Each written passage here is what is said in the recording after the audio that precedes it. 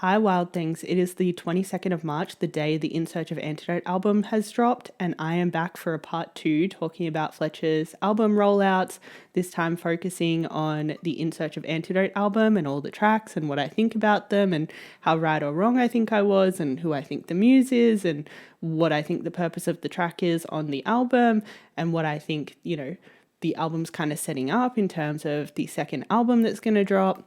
And all of that sort of stuff. So yeah, if you want to know like all my thoughts about the album, let's get into it.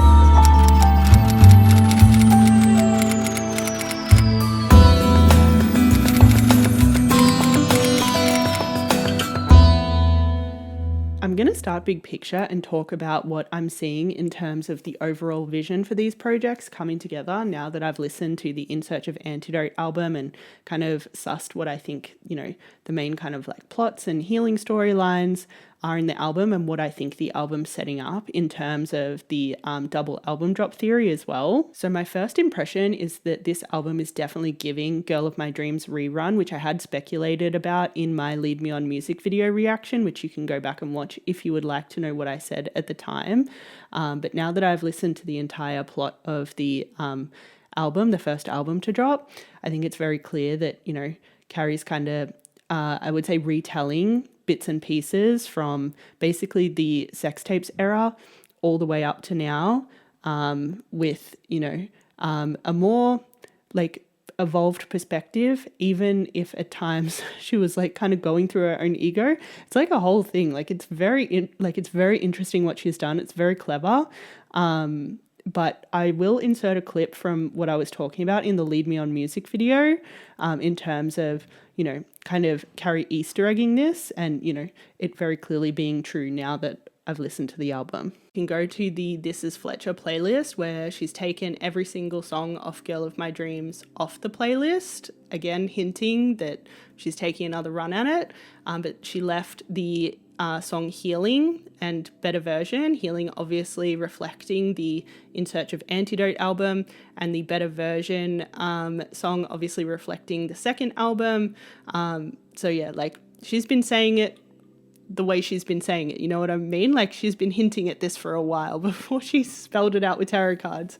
And the other thing that I think is also proof that we're getting kind of like a deeper excavation of the Girl of My Dreams era, or another run at it, another perspective, is that when she sent out her little Antidote kind of preambles, she obviously talked about not being sure whether she's her own girl of her dreams or not, which again I think is taking us back into that space and maybe talking about, like I think she's just going to have some different things to say this time than what she had to say the first time around. Like I think she's done a lot more work, gone a lot deeper, and things maybe look a little bit different to her now than what they did when she was writing the album originally.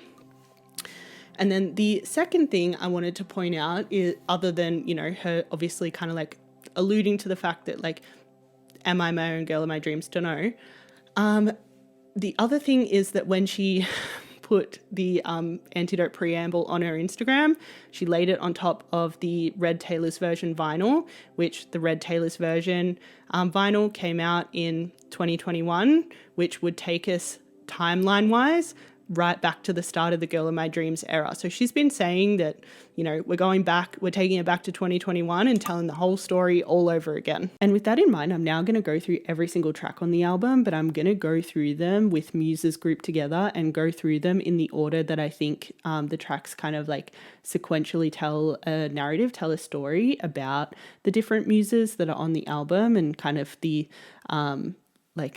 little like love storylines that they're telling. So I think the album narrative begins with the song Crush, and I am 99% sure that the song is about Shannon, given that in the post-chorus there's references to the song Forever, to the song Better Version, and also to something Carrie said in their recent X's and O's podcast episode, where Carrie described their connection essentially beginning with Carrie having an internet crush on Shannon. And I think the reason why it's this song that starts the first album narrative is because when Carrie brings this entire project full circle, I think it's going to essentially close out all of the loose ends that are kind of created towards the end of this song, and essentially talk about how she's finally accepted that, the forever that she might have wanted in this connection was not meant to be. And that, the part of her that knew better, knew that this wasn't the connection with her, like she finally listened. And then, I think there's also going to be a bit of a loop in terms of understanding that the reason why, things went the way they went with her ex was essentially to prepare her for what's coming to her, because, obviously in our connection kind of started in a very similar way. That's on Aquarius on the fifth house of dating. A lot of the time, people with Aquarius on the fifth house get internet crushes because Aquarius rules over social media. So yeah, I think she's essentially setting up the Finding Rewilding album to be able to kind of bring this full circle and close it out. And Carrie has been heavily hinting that she's going to bring that kind of storyline full circle in the Finding Rewilding album, given that the Finding Rewilding album has been represented by the song Better Version, and the Lover's card, aka your forever kind of soulmate person, as well as the fact there's obviously going to be a song on the album called Crush featuring Renee Rapp. And I think this song starting the narrative also paints a really good kind of picture about why Carrie needed to go in search of the antidote, and why when she found the antidote was antidoting. Essentially, this song sets up a very intense All Too Well vibe, which, Carrie has alluded would kind of be a theme or appear on the album, that the album was essentially going to revolve around this kind of concept of, what the song All Too Well represents. And the song All Too Well is essentially a deep dive into some of the kind of good in a relationship, but then also exploring the heavily toxic and borderline abusive parts of a relationship too. And you can see the song kind of immediately jump into that with the opening lines being bleeding, first time we cut was the deepest, because obviously that's kind of on one hand, kind of talking about, a breakup really hurting, and experiencing kind of loss and grief. But then it's also kind of alluding to the fact that, because she is referencing a first time, she's kind of foreshadowing that it's going to be a bit of a toxic cycle of breaking up, getting back together. So again, All Too Well, the good, but also very clearly toxic. Then we have Miss All the Lies and the Secrets, Crave It, Need It. And I think this is, again, that duality, because, in an ideal world, no one's keeping you a secret. There's a very big difference between a private relationship and a secret relationship. And I think, I would say that, Carrie and Shannon's relationship really walked that line. And I would say it was borderline way more secret than it was private. Because, private relationship, everyone knows that you're together, but it's just, not a lot of details come out. Whereas a secret relationship is, actually people don't even know you together, which I think is more aligned with what their connection actually was. And I think particularly if you've grown up, kind of queer and suppressing a lot of kind of, same-sex kind of feelings, I think that's kind of setting up a premise that this is toxic. This is not a good situation to be in, not having that kind of openness and honesty. And then almost becoming addicted to it. Yeah, I don't know, it's definitely not giving healthy. Yeah, and I think the Crave It, Need It line is just kind of setting up this premise of Carrie kind of being, addicted to this connection, even though it's that kind of weren't setting it up to be kind of healthy from the get-go, if they were keeping it all a secret and, potentially putting themselves in a position where they're going to re-traumatize themselves with kind of uncovering your sexuality kind of stuff of just so much suppression. I think it's very much painting a picture of not healthy. And then we've got I'm floating best when I'm lost in your ocean. And the floating line, like, I think you can take this two ways. Again, a little bit of an all too well vibe in terms of like, you know, sometimes you experience kind of like high highs in this kind of relationship that she's kind of like painting a picture of, that kind of like make you feel like you know you're on top of the world, and you know you're floating in terms of like ecstasy. But then also I think in these relationships there can be an element of floating as in dissociative, like you're actually dissociating from yourself and maybe dissociating from, you know, what's actually good for you, particularly because it's followed up with the line best when I'm lost in your ocean, which you know, like I think again is like maybe painting some duality in terms of like, could just be I'm lost in like your eyes, and like again like floaty good, lost in your eyes kind of vibe. But then it's also like lost as in I'm lost, as in I need to go find Fletcher again, which, you know, we all know that's kind of like how how this relationship ends up. Like she ends up kind of very lost, doesn't kind of know herself, needs to go find herself, needs to go learn how to love herself again. Like it's very much kind of like painting that duality again. Then finally we've got I'm wet from all the emotion, so deep, oh shit. And, you know, like I think the I'm wet from all the emotion can be taken two ways. Like I think, you know, your face can be wet because you've like cried from emotion. And then, you know, also like on the other side, on the kind of good side, you know, you can feel so much that, you know, you're very like attracted to someone to the point where, you know, you feel it in a different place. You know what I'm saying? So again, like very much giving duality, like very much giving like double meaning in every single line of this opening verse. And then the entire pre-chorus and chorus is essentially creating a juxtaposition between kind of like acts of love and then kind of acts of pain. So you've got kind of like all the like kissing and fucking, but then, you know, being cut, being crushed under the weight of things. Like it's very much giving, again, that like all too well vibe of like, you know, there's kind of like some kind of like loving things, but then also like deeply, deeply, deeply painful things. Particularly like when you get down to the line of like, come on, I dare you to love me. It's just like, I don't know, like if you're experiencing that juxtaposition, I understand why you might not feel loved. You know what I'm saying? Like where, you know, you're obviously like getting tenderness, but also just like getting so cut up in the process. Like, yeah, it's like, it's a little bit, you know, I'm not going to lie. It's like this song is probably one of the hardest songs for me to hear on the album, if not the hardest, because yeah, just like that pain mingled in with like sentiments of love, like that's, you know, like very much kind of like alluding to just like a very, very toxic situation. Which I think is true for, you know, most toxic situations. Like, I don't think anyone enters into a relationship where, you know, someone's only treating them shitty. Like a lot of the time, like, yeah, like when we get into these toxic dynamics with people, yeah, a lot of it can be,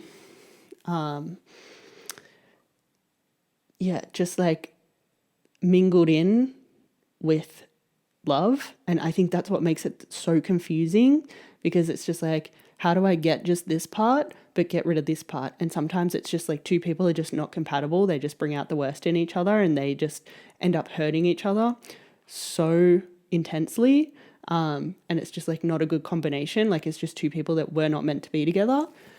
But yeah, like I think, you know, when you do experience some of the kind of like love side of stuff, like I think it can kind of become addictive, especially when you're getting a lot of like not good stuff too. Like I think that creates way more of an addiction. And, you know, that's true if you, you know, look into the psychology of it. Like that kind of like intermittent love mixed in with pain is, you know, extremely addictive. And so, yeah, this song is like dark.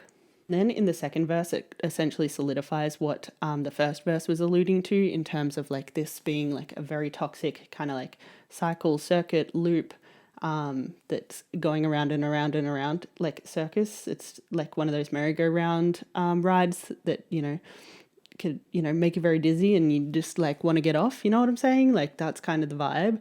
But then again, you have a lot more of that like juxtaposition of like something not so good, like push me around, but then, immediately followed up by put your tongue in my mouth. Like again, juxtaposition between tenderness and pain.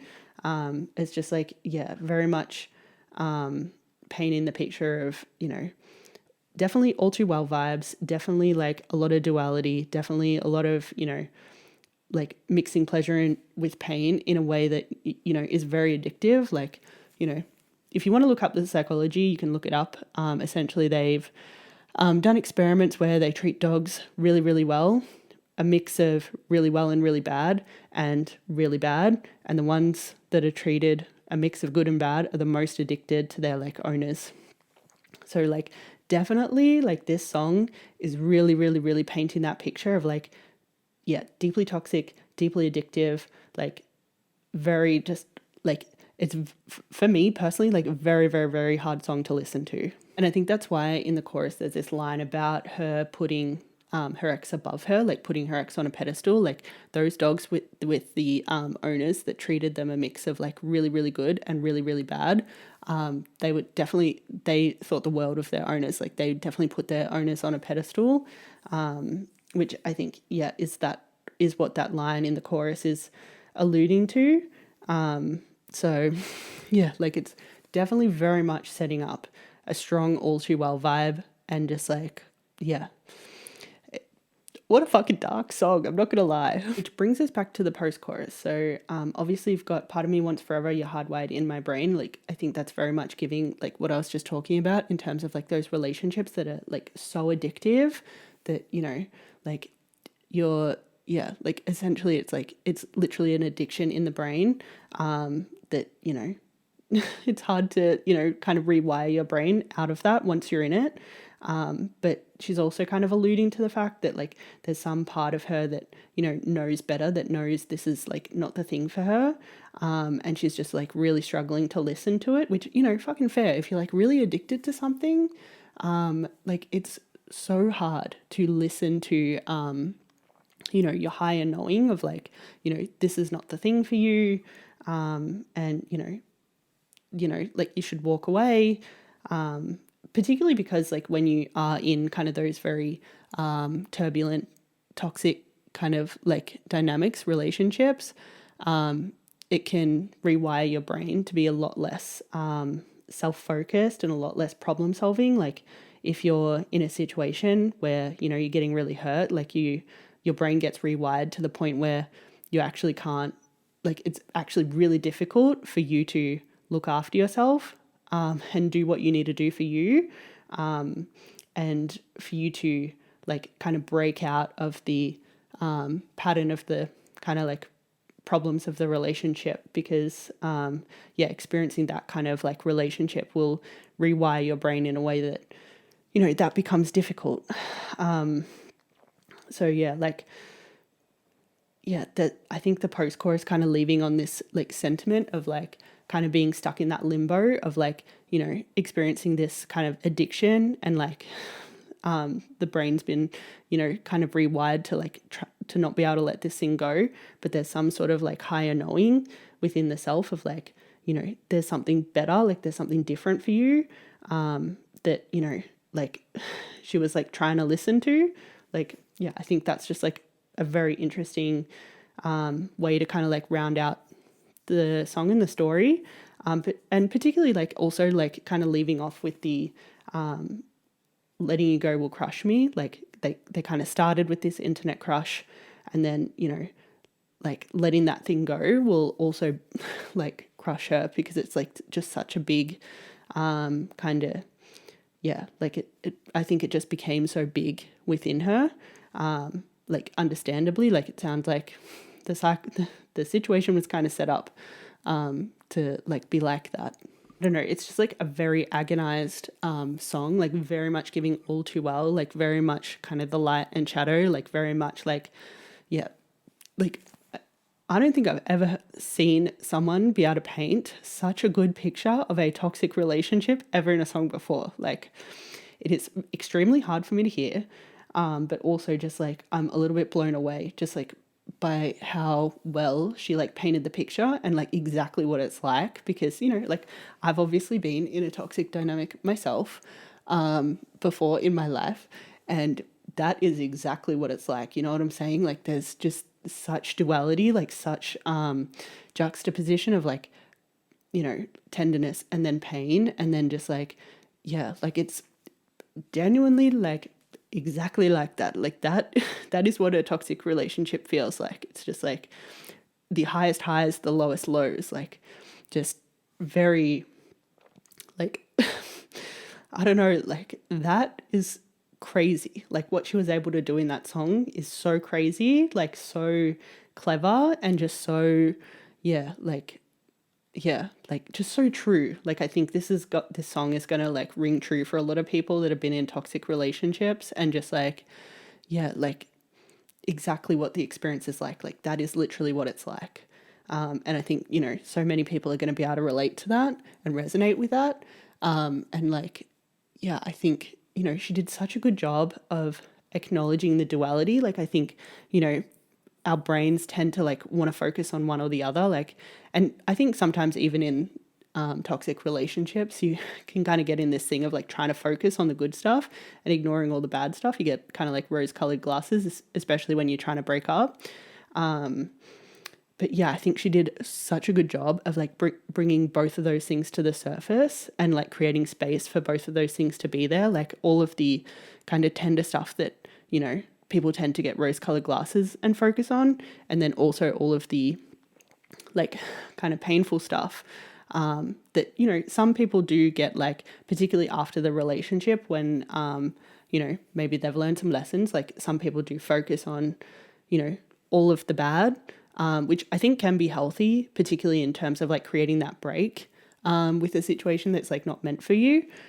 But yeah, like it's crazy how she was like able to yeah, bring both of those to the forefront and like, yeah, intermingle them in such a clever way, and just have them just like kind of like dueling each other, like just that like presenting that juxtaposition, that duality. Like she did such a good job of that. That song is so extremely well written, like such a well written song, such a clever song to like, especially to like really set up the narrative of the album, because, you know, it does like timeline wise seem like it comes first, particularly given that, you know, kind of starts off with like First Time We Cut was the deepest, and then the last little bit of like part of me knows letting you go will crush me. Like it does kind of paint this picture of like that's where the song is set, like right as this relationship that was like, you know, very much giving All Too Well vibes was ending.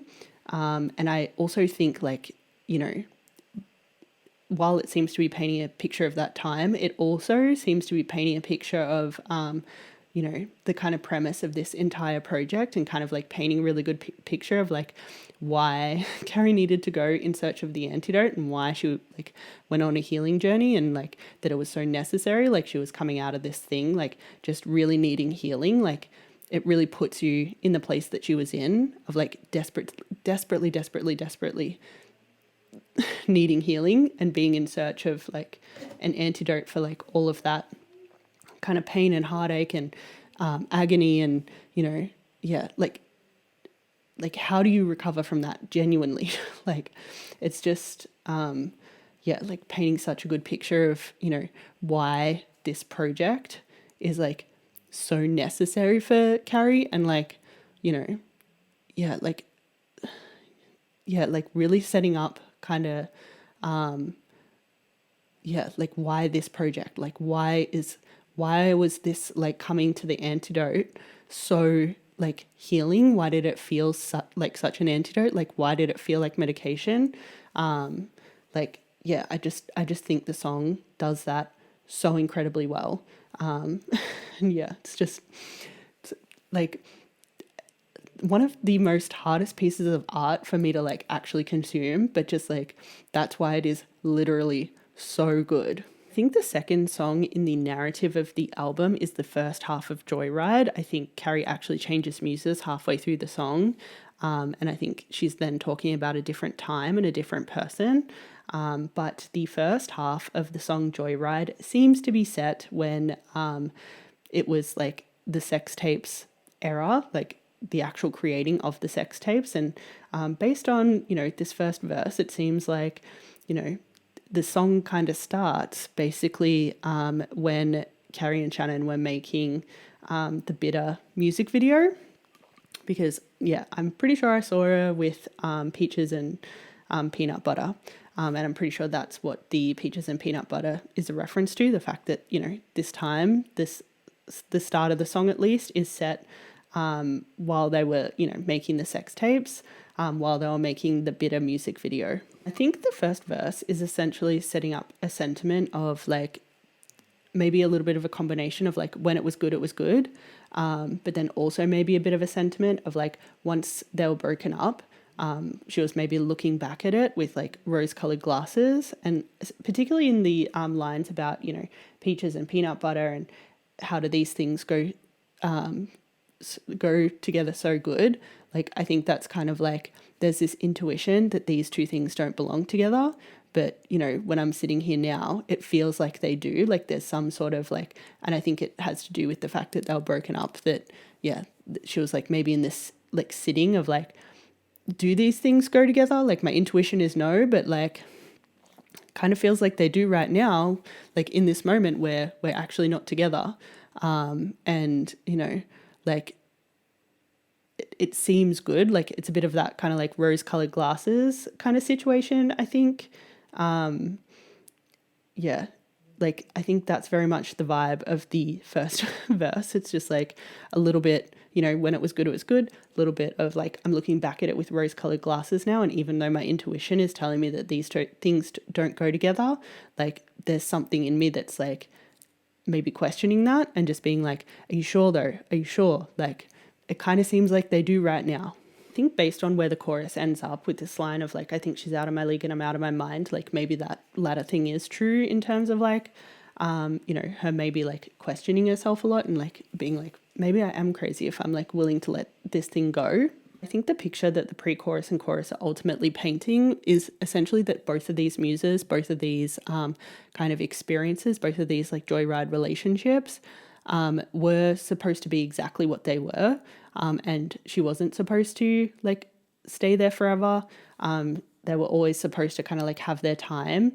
But it was always also written in the stars that it was going to end, and that actually wasn't her fault. Like I think in the chorus, it seems like she's kind of blaming herself for those relationships ending and thinking that that was on her. But, I think she's kind of also alluding to the fact that, it was also the time to end, like what was written in the stars had to come down, because there was like a expiration on those relationships.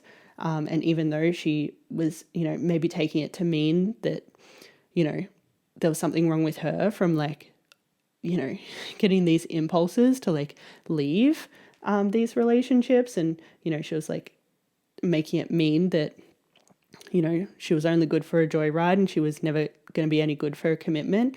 Like, I don't think that was the case.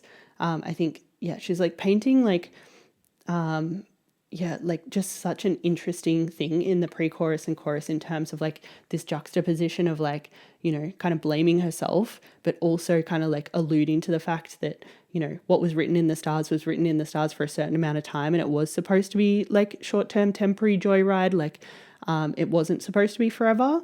And she was like taking it potentially like way, way, way too personally and making herself believe that there was something wrong with her and not that, the time had just expired. And like, it was just kind of when the time was the time, it was the time. You know what I'm saying? I think it's extremely likely that there's going to be a song on the Finding Rewilding album that will kind of like make that more clear and more obvious, because I think, like with these two muses that are in the song Joyride, like Carrie's establishing this pattern of like someone appears to her in a dream and then she like pursues a relationship with them. But, like for some reason she can't commit. And And then, I think in the Finding Rewilding album, I think she's going to like potentially allude to the pattern happening again where she's dreamed about someone and then, like the stars aligned and she's like actually with them. But I think, in the other album, she's going to, make it very clear that she's like, yes to commitment. Like it was just not written in the stars with them. And actually there was nothing wrong with me. And, actually they weren't out of my league and actually I wasn't crazy. Like actually it was just not the right person. Those relationships were always supposed to end. They were always supposed to be a ride. They were always supposed to be lessons. They were always supposed to be, exactly what it was, fun and whatever. But, when it's the person, like I'll be able to commit, you know what I'm saying? Like I really think that's what this song is like setting up in terms of like creating this like pattern with multiple muses where she like dreams about them and then has a relationship with them, but eventually the end of the pattern is in her wanting to bolt, essentially breaks, and it's no longer a joyride thing. Like she's actually able to commit and she actually doesn't feel out of her mind and she actually doesn't feel like that person's out of her league. Like eventually I think this song will like come full circle, but I don't think it'll come full circle until the Finding Rewilding album drops. And I think she'll probably just allude to it in terms of like some sort of like dreaming kind of thing, but then also kind of like making some sort of commitment. I think there'll be some sort of like saw you in a dream, like locked it down kind of vibe somewhere on the Finding Rewilding album to like kind of close out the story that's starting to be established here. I think the second half of the song speaks to a different muse and a different time. So I'll come back to the second half of the song when it's, relevant in terms of the timeline that we're following.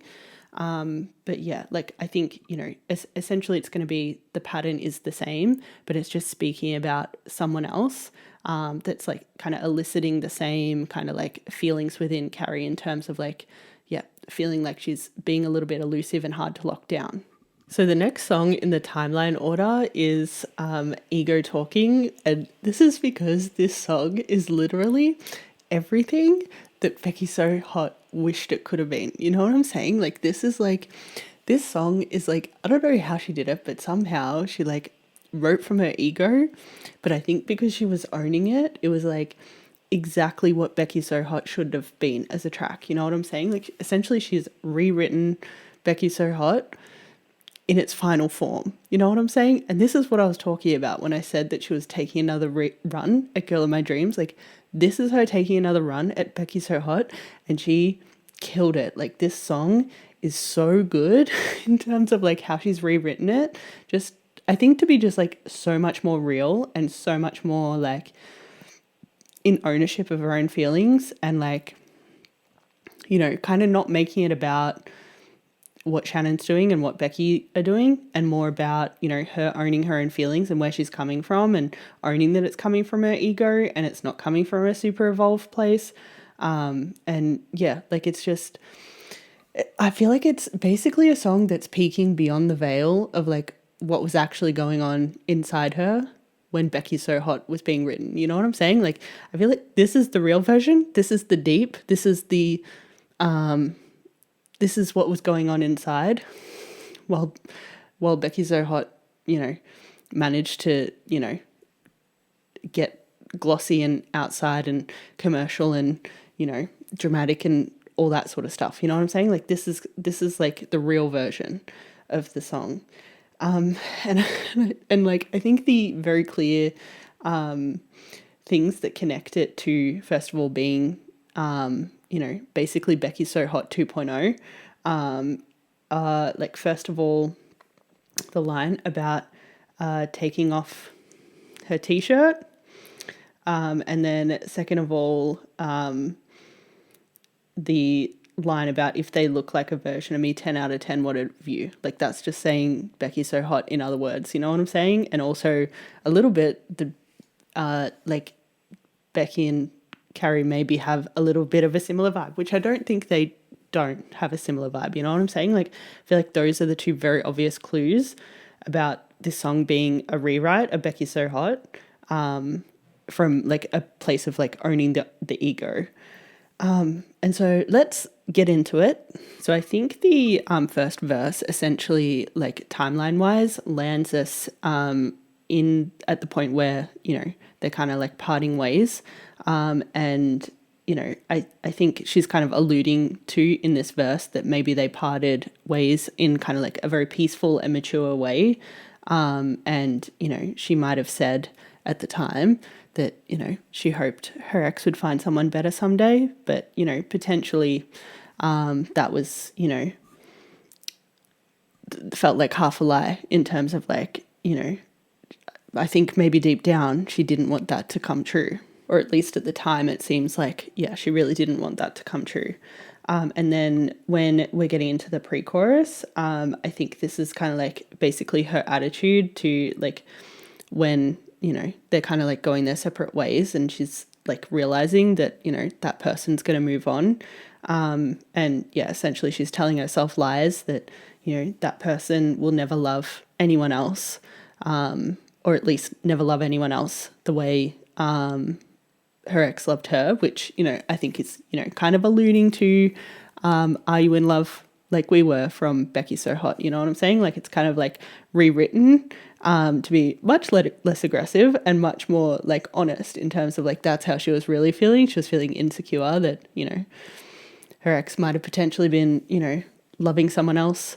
And, you know, like just based on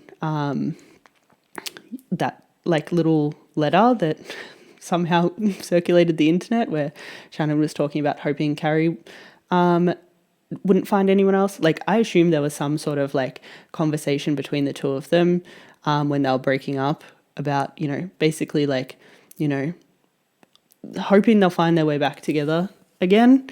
And so, yeah, I think that was potentially something from both sides as well. And I think that would have made it harder and that would have made her probably lie to herself more if they were like kind of exiting that relationship like in a peaceful place. But because they were like, you know, maybe being a little bit delulu and being like, no, we'll find our way back together. It doesn't matter that this was like so kind of like not good for us that we like broke apart. Sure, we'll find our way back. And then the chorus seems to essentially like go through a lot more of the kind of like feelings from Becky So Hot, but maybe in a much more honest way, especially about the like, you know, like obviously there was a lot of sentiments in Becky So Hot about, you know, who Shannon was fucking. And, you know, now you're kind of getting the other side of that of just like being very kind of like concerned and insecure of like, you know, I hope you still think about fucking me, think about my lips and think about my name and like I hope you're still like brokenhearted about me, you know what I'm saying? Like all these things from the ego of like kind of needing that kind of like love to linger on in order to feel, you know, valid or whatever it may be. There's definitely a lot of honesty in this chorus about, you know, looking for some sort of like validation of the self by, you know, having love linger on in that person outside of you. And it's like very obviously coming from the ego, like very obviously not coming from an evolved place, given like the name of the song and like how she rounds out the chorus. And so, I think that's what also makes this song so good, that it's just like very self-aware that like all the things that she's like kind of hoping for is like not coming from an evolved place and like coming from a place of like, you know, kind of lack or insecurity or, you know, whatever it may be, like definitely coming from like ego things and not coming from, you know, her highest good and her highest heart, that, you know, probably from that place, you know, she might have been able to be like, actually, I want you to go move on and like, you know, experience good relationships with other people. I think, to be fair, I think there was like a bit of damage there. Like, I understand why, you know, like her ego might have been, you know, a bit wild at the time. So yeah, like I get it. Like I get where she's coming from and like, you know, why she was hoping all those things from a not very evolved place. Like I think they got to a pretty not evolved place in the connection. But yeah, like it's just, definitely peeking behind the veil in terms of like what was going on inside. It's like just very honest. And then the next verse, I just find this like such an interesting sentiment of like, I'm happy for you if they look like a version of me.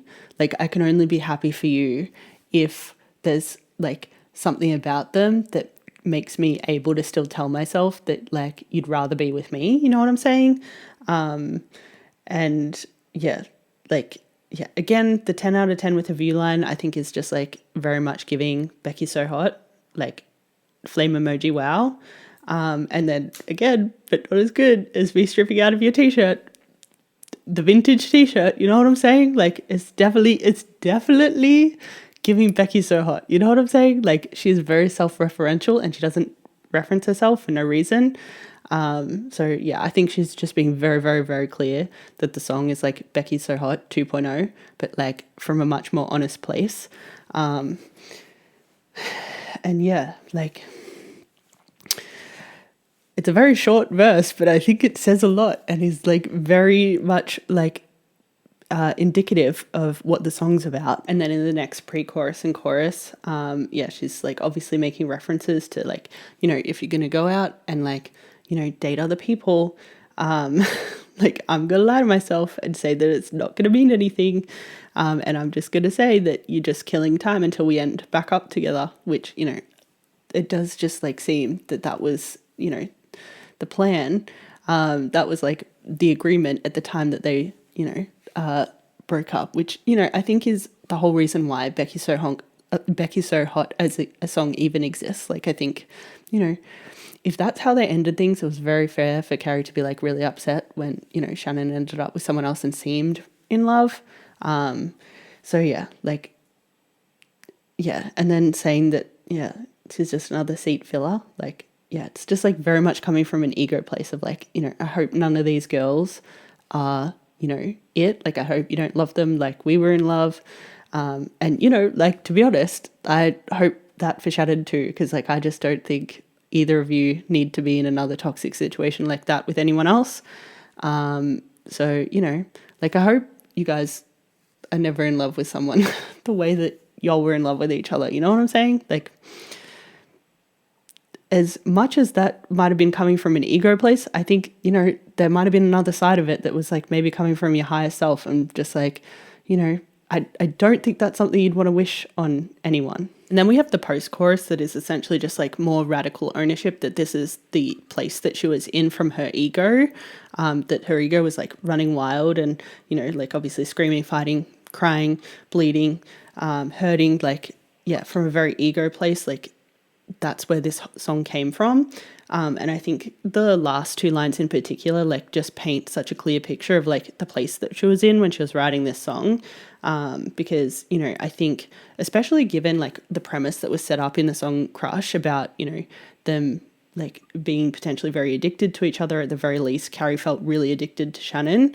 And it was like obviously setting up this kind of like, it was a toxic dynamic, which, you know, affects your brain chemistry, and affects the way you think, and like, you know, can make you like, can affect your ability to kind of like self-preserve, and take care of yourself, and, you know, like overcome stuff.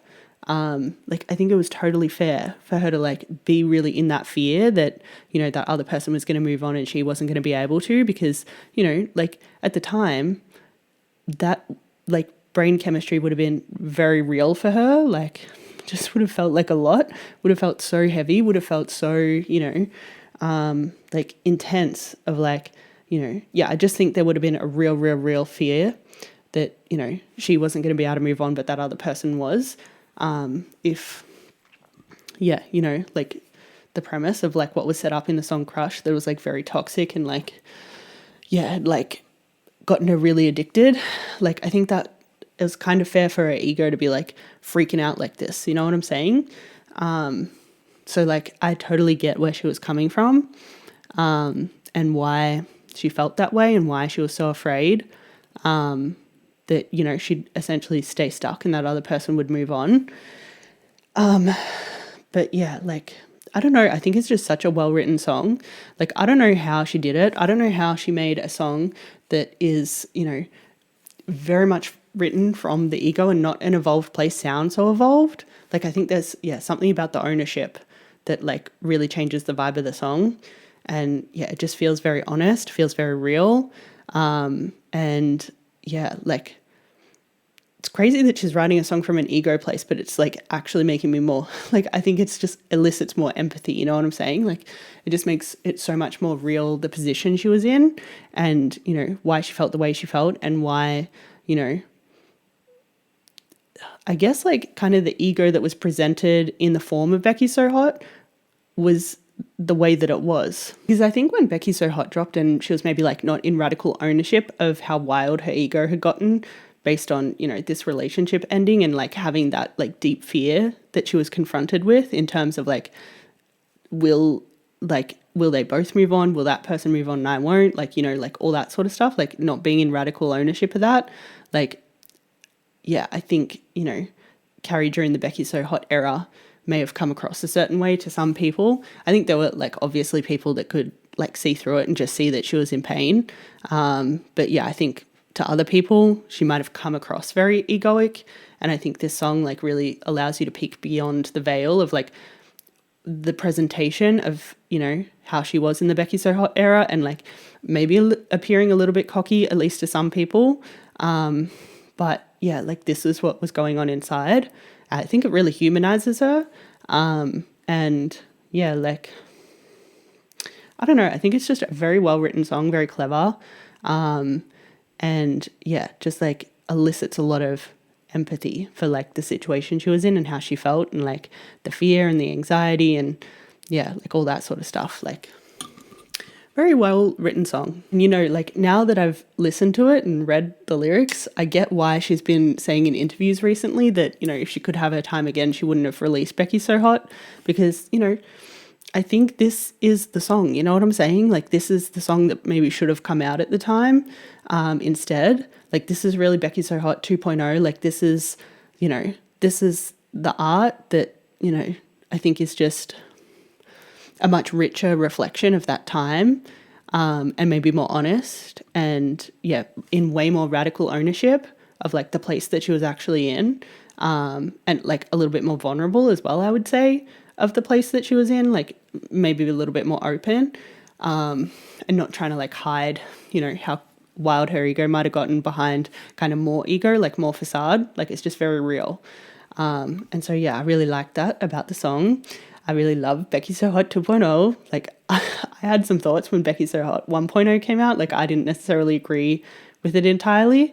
But, you know, like, I love this. This is a work of art. The next song in timeline order is Maybe I Am. So if Ego Talking was like peeking behind the veil of, you know, kind of what was happening for Carrie personally during the Becky So Hot kind of like writing, then Maybe I Am, I think, lands us immediately after the real track Becky So Hot dropped, and kind of the ramifications, the personal ramifications of, like what was going on in her life after she dropped that song. But essentially the song opens up talking about, you know, here she fucking goes again, burning down her world again. And, you know, I think that paints a very clear picture that, you know, this song takes place immediately after she's released Girl of My Dreams, and obviously released a whole bunch of tracks that are essentially disrupting the peace that, you know, her and her ex might have kind of felt after their breakup, even if they were both maybe walking away from that breakup, like maybe feeling a little bit insecure and maybe feeling like a little bit wild in the ego and a little bit, you know, not wanting the other person to move on and yada, yada, yada. Like, there was at least this kind of like surface facade of peace between them, even if, you know, there was maybe a lot of things going on inside, at least on Carrie's side. Like, I think she's made it very clear that, you know, there was a lot going on for her, and, you know, potentially your ex as well, like, who's to say. But yeah, like, definitely the opening kind of couple of lines definitely paints a picture that, you know, that's the time that we're now in. Like, immediately after she's like kind of burned down, kind of like whatever, you know, kind of peace and tranquility was kind of left after that relationship ended. And, you know, like seemingly just because. And then, you know, it obviously kind of cuts to her, you know, experiencing the backlash from, you know, making that choice, where she's, you know, crying, and, you know, all the things that people have said to and about her are swirling in her head. Essentially, the chorus just goes through all the things that she's heard, like most likely from both haters and from her ex, or at least were implied, potentially passive aggressively, particularly with the like an empath could never comment and things like that. I think that's like, yeah, maybe implying a little bit of, you know, numbness and narcissism, even if that, you know, wasn't what was said. And, you know, even that, if that was also not fair to say, and probably shouldn't have been said. But anyway, like essentially that's the chorus. Like it's literally just her going through, like all the things that have been said to and about her. And, you know, essentially like, yeah, also painting a picture that like she's really starting to question herself because of all of the things that have been said about her. And then I think probably the second verse is, you know, the hardest part of the song for me to hear personally, because, you know, like verse 2 is just giving gaslighting. You know what I'm saying? Like that's essentially what gaslighting is when, you know, people are making so many statements about you, like making so many like, you know, projections of like, you're this, you're that, to the point where, you know, you start to question your own reality, and you start to, you know, take on their reality as your own, essentially being gaslit into their reality, from like, you know, having your own reality kind of like denied or questioned or, you know, minimized in whatever way.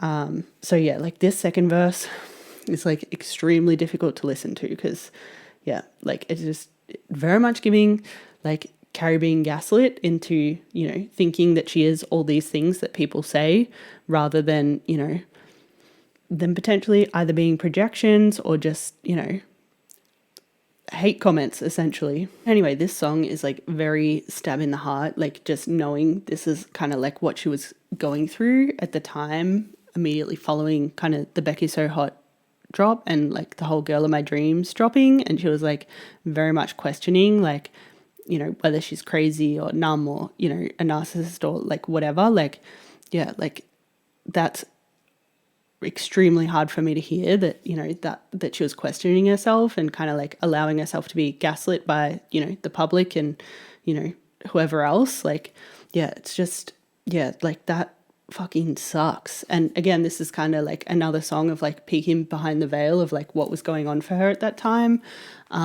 when, you know, lesbian TikTok was blowing up. And, you know, like I think it's also like very humanizing that, you know, like the consequences of people's actions and words, like your words have an effect, even if you think you're just kind of like saying it like in passing online, like you're just throwing out a comment online because everyone else does. Like your words have an impact, and this is their impact.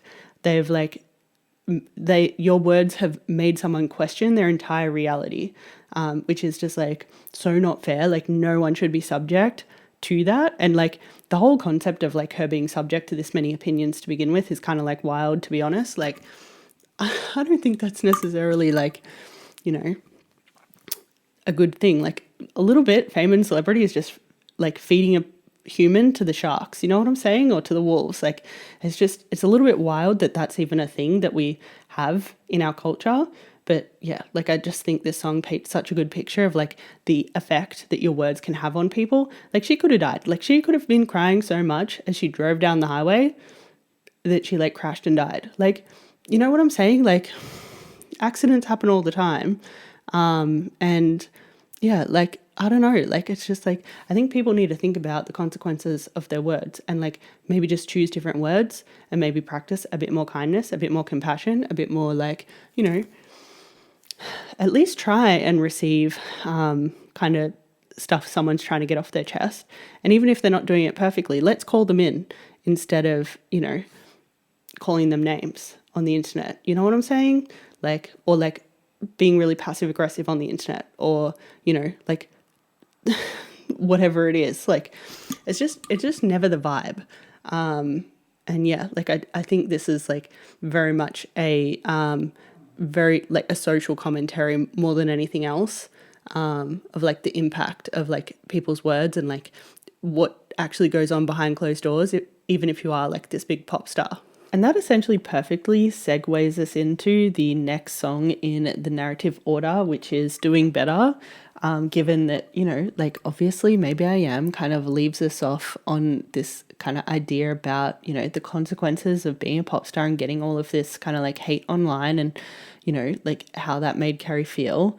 Then you kind of like segueing it into like, you know, what she's processing as a consequence of, you know, feeling all those things and getting attacked online and, you know, definitely not feeling good, like definitely experiencing a bit of like none of it's worth it. You know what I'm saying? And, you know, like essentially my thoughts about the song Doing Better haven't changed since I uploaded my Doing Better track reaction. So you can go back and watch that video if you want to know more about that song and how it fits into this timeline and like how she, you know, references like not feeling good and what, like why she doesn't feel good and all that sort of stuff. Like you can always go back and watch that.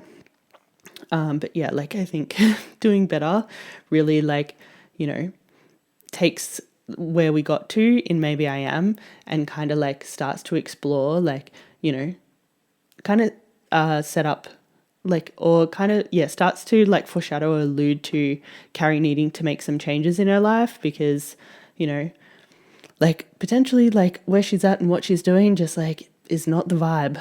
And then the final song in this narrative about the first muse is obviously the song Errors of Us. And I think the main thing that I wanted to point out about this song is that, you know, Carrie's obviously left some little Easter eggs in the song, like about, you know, like adrenaline and getting stuck and, you know, everything feeling like a rush and, you know, like very much kind of like calling back to the song Crush that, you know, obviously kind of like starts this narrative about this particular muse in terms of the like timeline order of things.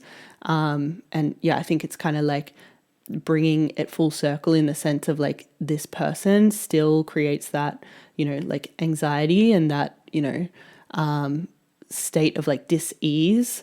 Now, with the wisdom of hindsight, I get kind of what Errors of Us kind of is in terms of the timeline of things. I think the song essentially like reinvigorates a lot of the sentiments from the song Crush in terms of like bringing up like the adrenaline, the rush, like feeling things in your guts and getting like cut. It's just like definitely kind of like bringing up all of that, you know, duality and intensity and like that like combination of light and shadow that's like very indicative of like toxic dynamics where there's this like intense high, this intense rush, but also this like intense kind of like pain and like suffering and like, and I think that's intentional. Like now kind of knowing the story arc of the album, like I think, like it's intentional that, you know, she's kind of like closed out this like narrative, kind of essentially saying that it's, it just kind of is what it is. And I think that's kind of like also setting up the sentiment of the album going on this like healing journey in terms of like finding her peace somewhere else, like finding her sanity somewhere else and like kind of leaving behind the like insanity and like particularly the questioning of her own sanity, like really in the past. With Errors of Us, the story of the first muse in the album essentially closes and then the rest of the songs are about other muses. But before I move on, I do want to disclaim that while I think it's very intentional that Carrie left off this narrative in this kind of like specific place, this kind of like intensity and this duality of like light and shadow in terms of like a relationship ending, I do think that that is a very artistic choice in line with, you know, the plot of the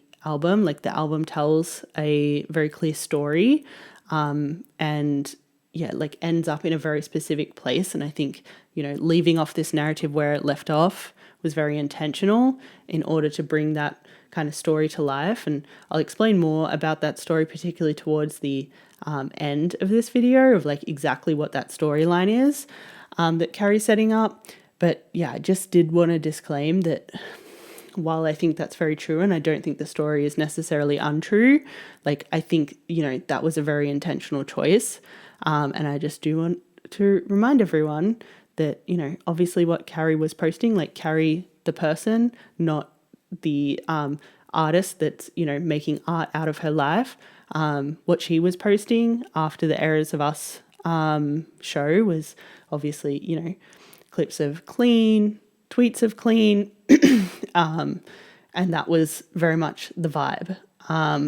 So I think, like, while she may not have left this narrative off in a very kind of like healed and closed place, you know, for the purposes of storytelling, you know, I don't think in terms of Carrie's actual life, I don't think it was necessarily left off in a place that didn't feel like clean and healed and et cetera, et cetera. Like, I think, you know, like, I just want to disclaim that I'm very much talking about the storylines in the album that have like drawn on particular muses, that are like creating a very specific story.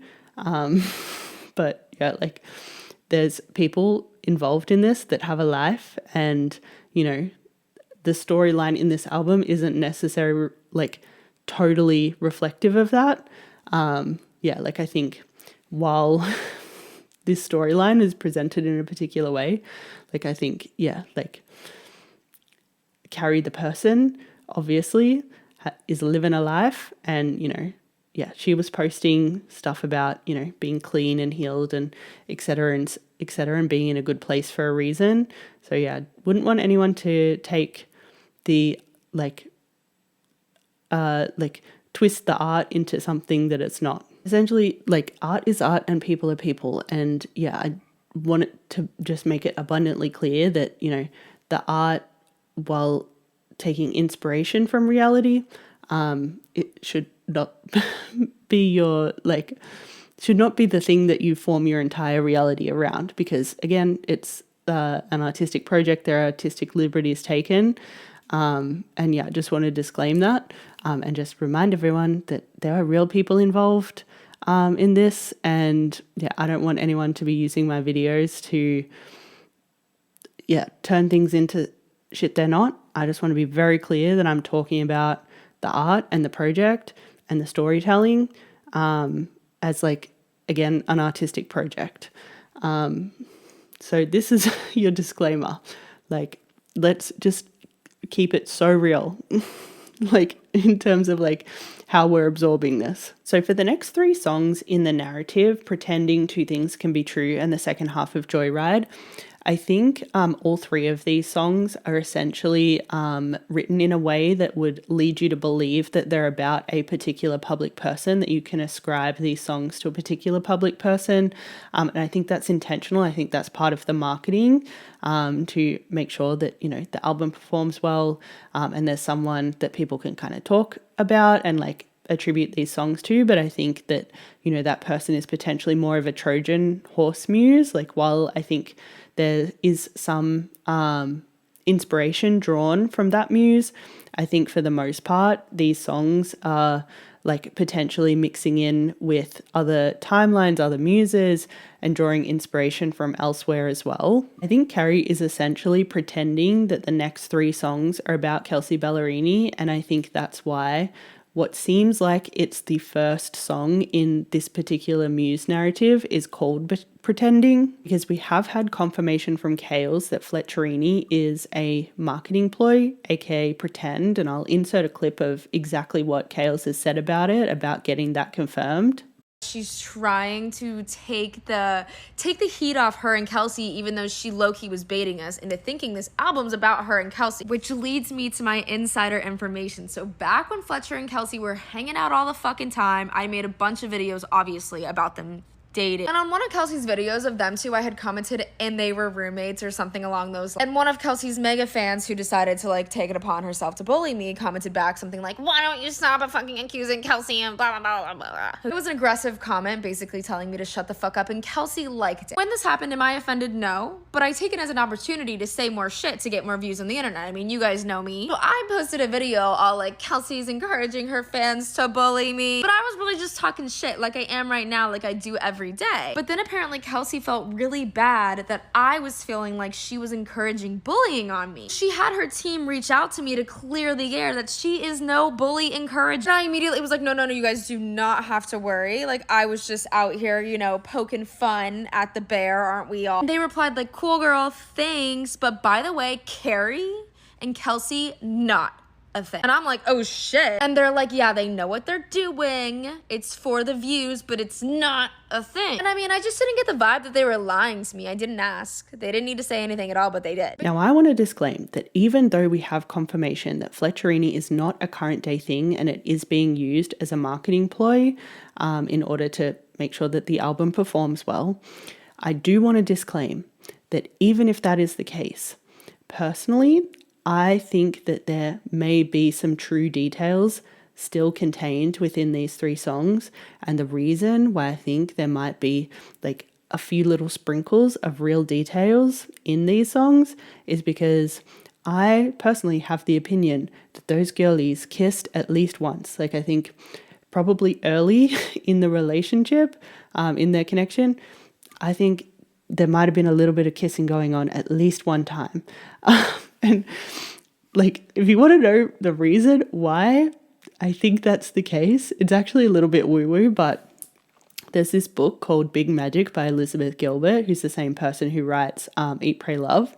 And in it, she tells this story about how she had this idea for a book and then she kissed another woman on the lips and then, you know, parted ways from that woman. And then that woman ended up writing the exact book that she had the idea about when the idea had just kind of like fallen out of her head.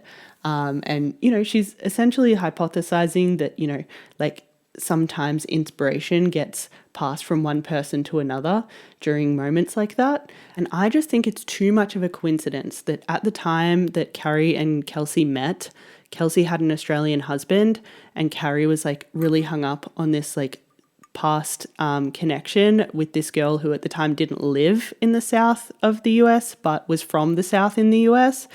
And then all of a sudden those girlies like meet and hang out, and Kelsey leaves her Australian husband for a guy who, you know, wasn't born in the south of the US but lived in the south of the US.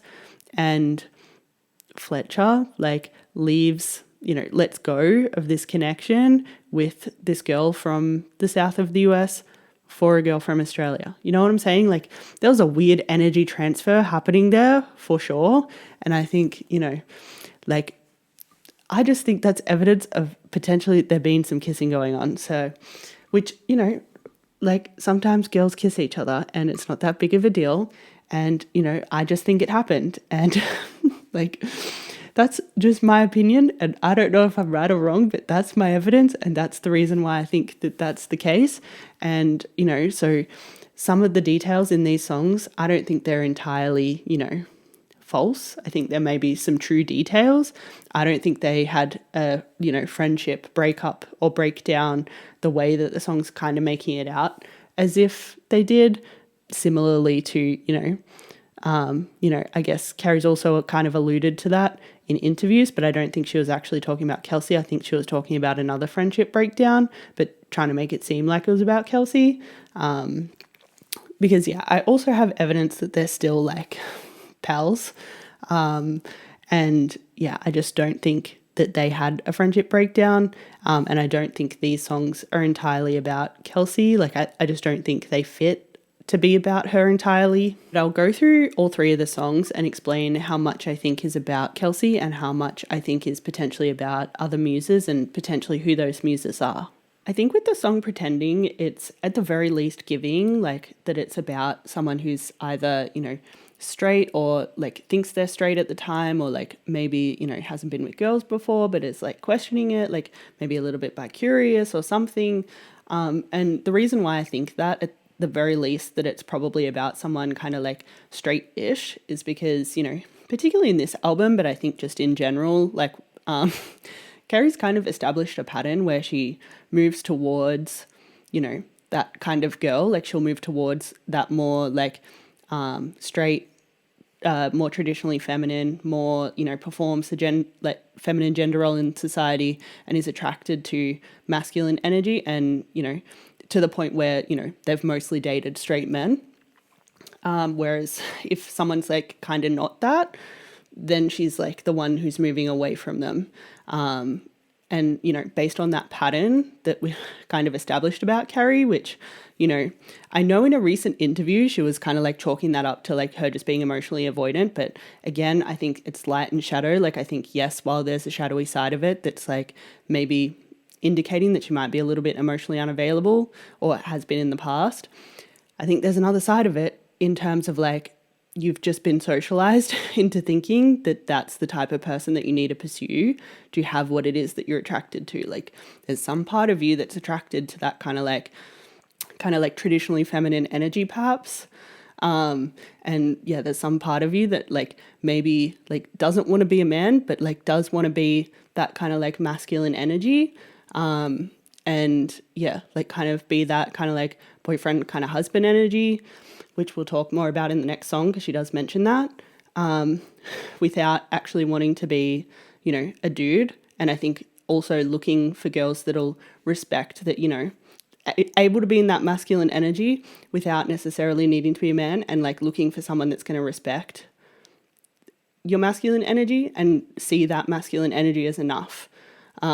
Like I think that's very much the pattern that's been established, because like I said in my previous video, like you could pursue 1,000,001 different other people that were emotionally unavailable. Like every second person is emotionally unavailable. Like why are you pursuing straight girls specifically? Like what is it about them? Like what light in you is attracted to a light within them? Like there has to be like a light side of the coin. Like yes, you've unpacked the shadow in terms of like maybe there's an element of emotional unavailability there, particularly given that, you know, if you're pursuing like exclusively straight women, like they're probably not going to be available to you. Like yes, there's that shadowy side of it, but there has to be a light side. You know what I'm saying? Like, yeah, I think the shadowy side is like pursuing the straightness, but yeah, I think like everything else that's kind of wrapped up in the little package that a straight girl might, you know, represent, in terms of like mental stereotypes maybe, like there's something good in that. You know what I'm saying? There are plenty of other people in the world that, you know, have a lot of feminine energy and will play that role and will respect your masculine energy and not need you to like be like a man to like respect that. And so, yeah, I think just based on kind of the premise of this song where she's kind of like at least wanting to move towards this person, even if she's kind of like not pulling the trigger, yeah, there has to be something there that you're attracted to. And, you know, based on the pattern we've established, I think, you know, this is someone very much in their feminine, and potentially straight, just based on, you know, the old pattern. But yeah, like I think at the very least, this song is about someone who's straight. And, you know, I think there is a good chance that it might be, at least on the surface level, about Kelsea Ballerini. Based on how the song sounds, I can kind of imagine this maybe playing out like when they were like maybe first like friends, and like maybe still a little bit in the friend zone, but maybe there was like a weird kind of like vibe or tension there. That, you know, I obviously have the opinion that that vibe and that tension was supposed to, you know, make them kiss to like do that energy transfer of like, you know, Kelsea leaving her Australian husband for Chase, and Carrie letting go of like her connection with her ex.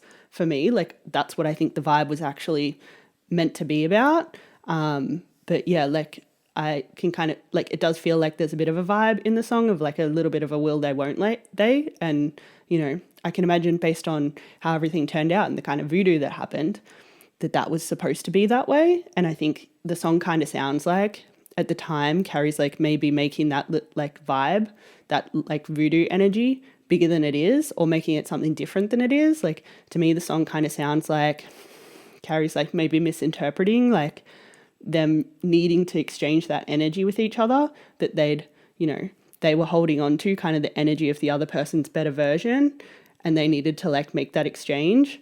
And yeah, Carrie potentially might have been misinterpreting that as like, we're supposed to be together forever, instead of, no, we're supposed to change forever. So we're supposed to exchange better versions right now energetically. And that's kind of the vibe, because I do think it's kind of interesting that this song appears as track 9. And obviously I've gone on this whole kind of like numerology rant about what like the number 9 represents. And I think it's like very much a like soulmate healing kind of energy. And I think, you know, if this is about a soulmate friend that, you know, she wanted in her life forever, that she now realizes is supposed to be in her life forever, that's supposed to make it all the way to the end, but maybe just not in the capacity that she originally thought.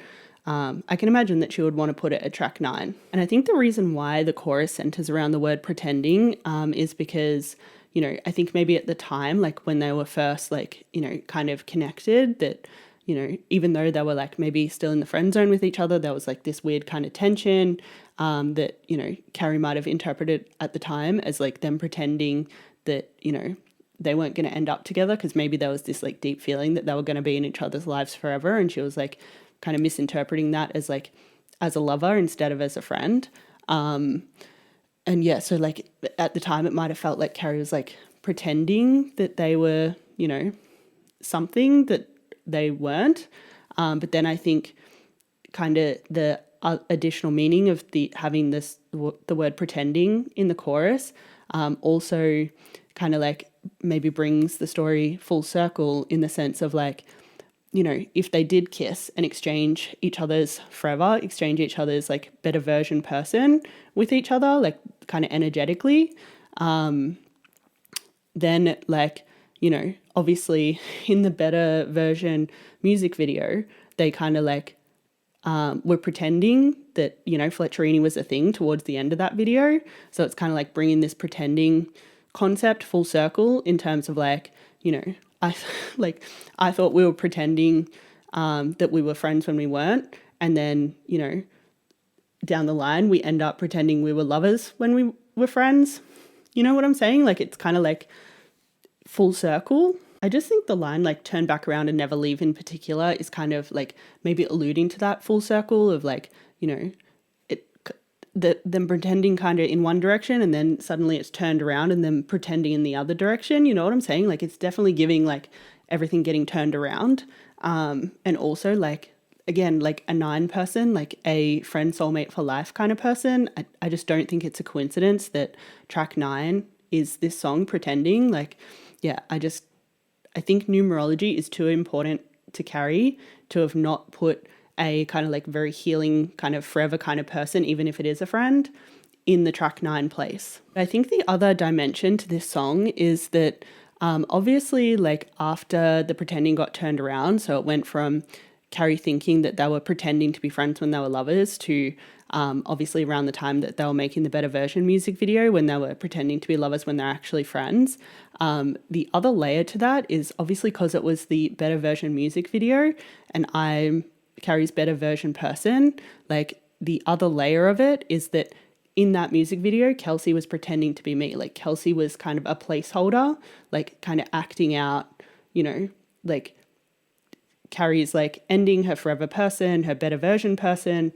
Like Kelsey was pretending to be that person in the music video. I think that's why when the album dropped yesterday now, because I am continuing to film this the next day on March 23rd, that, you know, kind of the main single that was like, you know, coming out with all of the album promo was the song Pretending, because there's a dimension of the song Pretending that's actually about me. And I think that's why when the album dropped, Kelsey uploaded this Instagram story where she was saying that she was doing some wild hair flipping, as in jade rewilding, and she also made sure that the text was coloured pink, as in, you know, on Wednesdays we wear pink. So I think, you know, Kelsey was definitely referencing that, you know, she was like a stand-in for someone else, and exactly who that someone else was, that it was someone associated with pink and wild. I just don't think it's a coincidence that when Carrie was doing the Antidote album promo, the very last lyric that she included on the billboards was from this song, the line "as if I'm not the one you're waiting for," and it was the only line that didn't get posted to her Instagram story with coordinates. I just don't think that's a coincidence. First of all, because, you know, like there's very obviously someone who's been waiting for Carrie. And second of all, you know, like I think that would create the perfect opportunity for her to then post this line again to her Instagram story with coordinates that has to do with her finding the rewilding in some capacity. I don't know if that's going to be, you know, her finding the rewilding here in Australia, or if that's going to be finding the rewilding in Paris. Like the jury's still out. I'm not sure how everything's going to shake out. But yeah, I just find this all very like it's too like perfect for this to not be intentional. I just think everything lines up a little bit too good for this not to be what the song Pretending's about. Like, I think it's like on very much on the surface level about Kelsey, and I think it's very much like in a big picture way, like just crucial to the like unfolding of the album promo and storyline, and you know, the Finding Rewilding bomb dropping and like all that sort of stuff. Like I just think this song is just like, if it's everything that I think it is, like it's just extremely clever to be planted in the album the way that it is, and just like how everything connects. Like, it is extremely intelligent, and I just don't think all of this could possibly happen by accident. Yeah, I just think the song is very multi-dimensional. Like, I think it is like on one level, like just probably describing like what was happening around the time that Carrie and Kelsey first connected, and like all the things that Carrie was thinking. But I think there's another dimension to it that's, you know, much more about the big picture of this project, and just, yeah, essentially about different things. Like, there's another dimension of this to this song.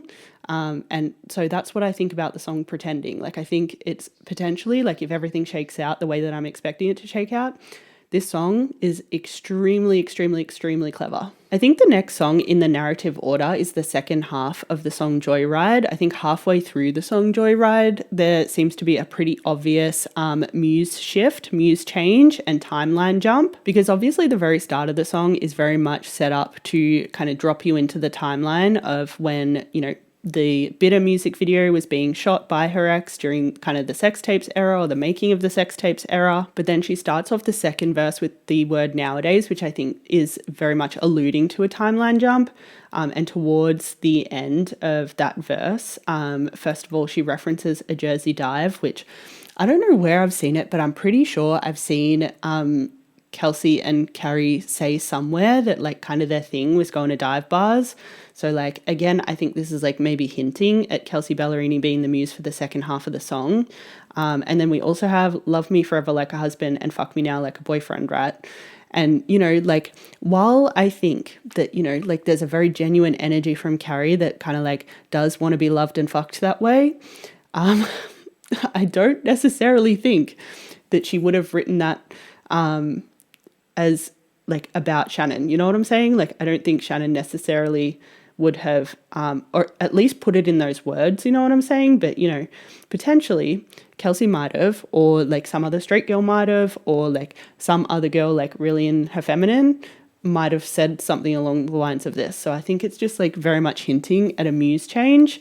And I think potentially that muse is Kelsey, potentially like it could be someone else that Kelsey's kind of disguising. The other thing, other than the Jersey Dive husband and boyfriend references, that are making me lean slightly more towards thinking this song might actually be about Kelsey and maybe there is no like secret muse, is that obviously in the pre-chorus there's this sentiment of like seeing someone in a dream and then, you know, being with them in real life.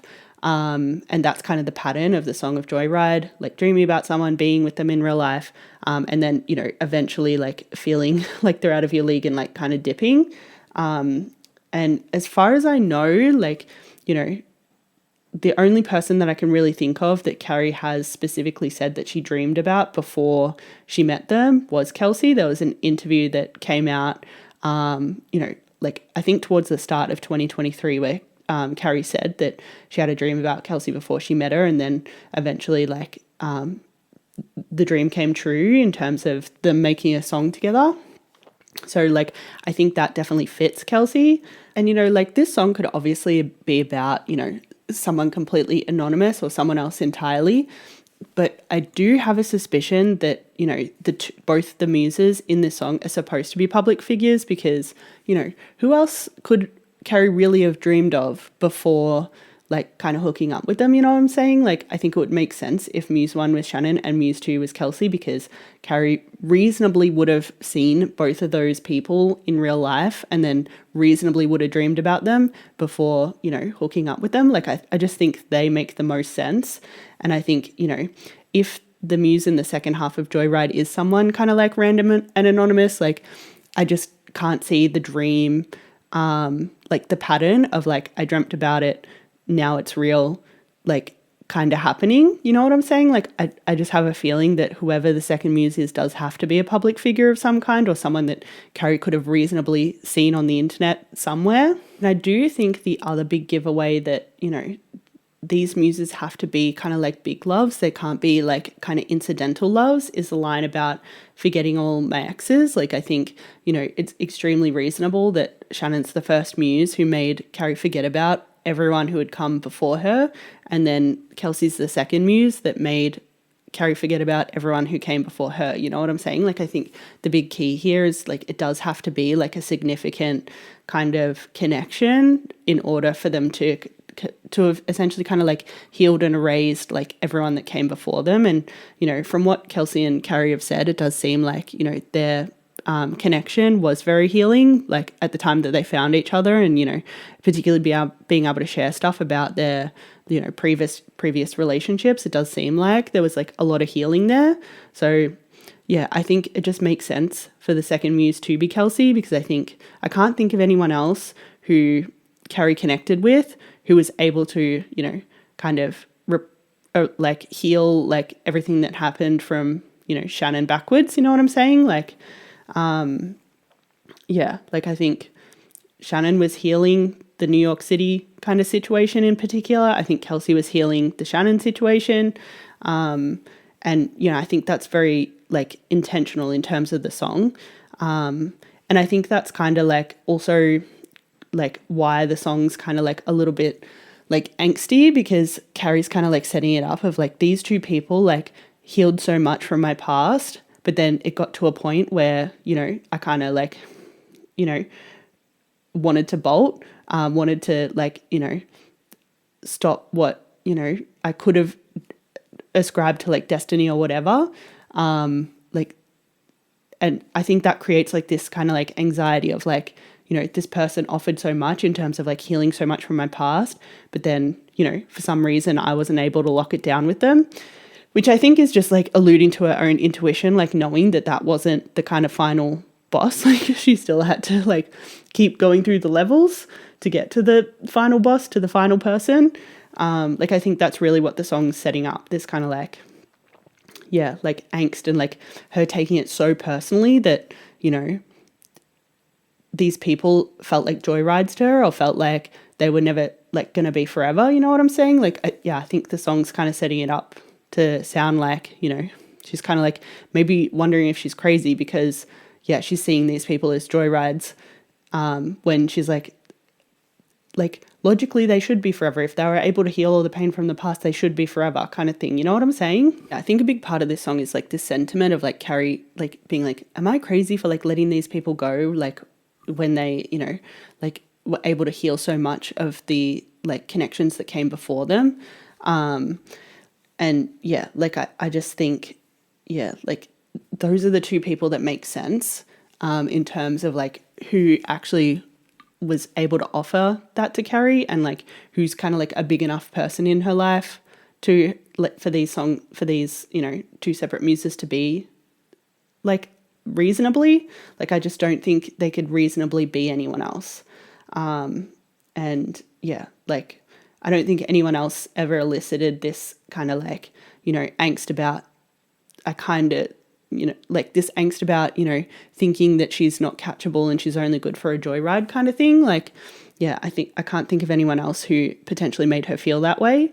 So yeah, like I do kind of think that this song like potentially is maybe the most about Kelsey. The second half of this song is the most about Kelsey as a muse, potentially. And yeah, I just think that's kind of the plot that makes sense in terms of this song. So I think the next song in narrative order is the song Two Things Can Be True. And I think this song seems to be set as a connection with a straight girl is essentially falling apart, and she's kind of like gone back to men, let's say.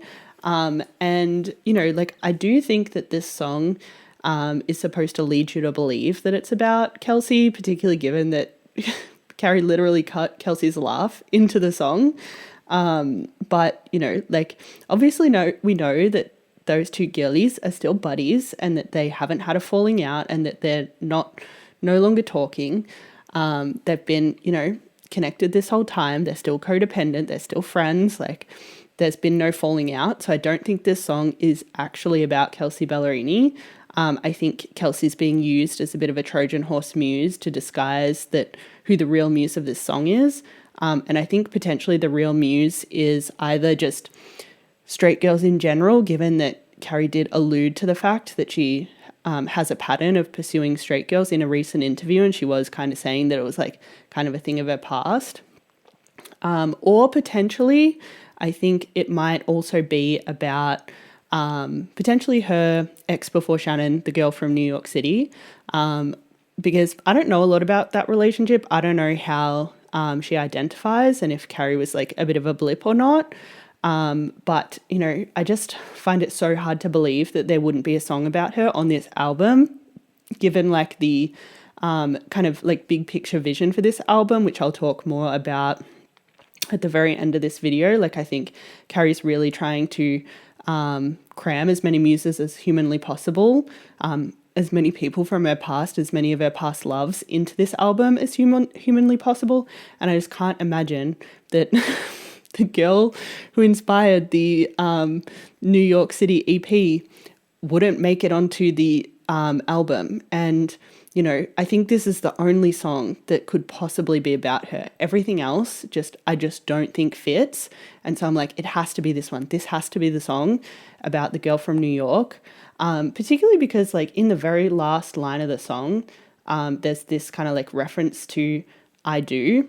And, you know, I don't think any other person in Carrie's life potentially like would have, you know, maybe had this conversation about potentially getting married with her, because, you know, I think what else could I do possibly be referencing, you know what I'm saying? Like, I think the only other person other than Shannon that Carrie's ever had that conversation with potentially from her past, from like as far as muses in this album goes, would be the girl from New York. There isn't really anyone else that I can really think of that would like fit all of this stuff in the first verse either, like the taking it too far, regretting it, like not talking, like being more than friends, and like should she have gotten involved? Like, I just can't imagine that all of those lines could possibly be about, you know, anyone else. Like, no one else springs to mind.